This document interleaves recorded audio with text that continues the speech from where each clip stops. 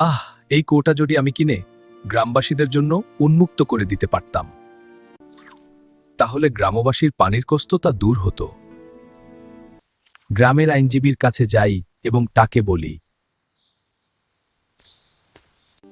নীনুকিল বাবু, আপনার টাকা, এটা কিনে আমার খুব উপকার হলো।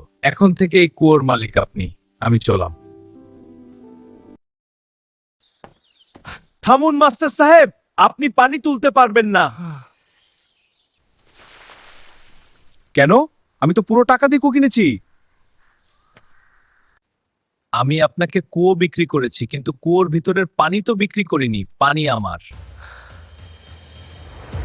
এ আপনি কেমন কথা বলছেন? এটা তো অন্যায়, অবিচার।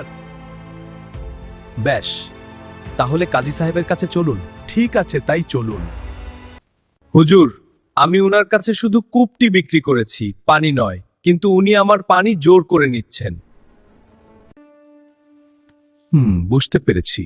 তোমার যুক্তি বেশ চমৎকার। হুজুর, আমি গরিব শিক্ষক, কুয়া কিনেছি, তাহলে পানি তো এখন আমার, তাই না? আপনি বিচার করুন, আমি এখন কি করব?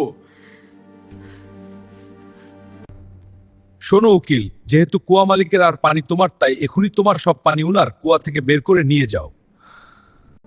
পানি না সরালে কুয়া ব্যবহারের জন্য তোমাকে প্রতিদিন মাস্টারের কাছে ভাড়া দিতে হবে। আমাকে ক্ষমা করবেন, আমি লোভে পড়ে গিয়েছিলাম। কুয়া এবং পানি দুটোই মাস্টার সাহেবের। ঠিক বিচার হয়েছে, এরকম ধূর্ততা চলবে না। মনে রাখো, ন্যায় সবসময় সত্যের পাশে থাকে। আল্লাহ আপনাকে ভালো রাখুন হুজুর।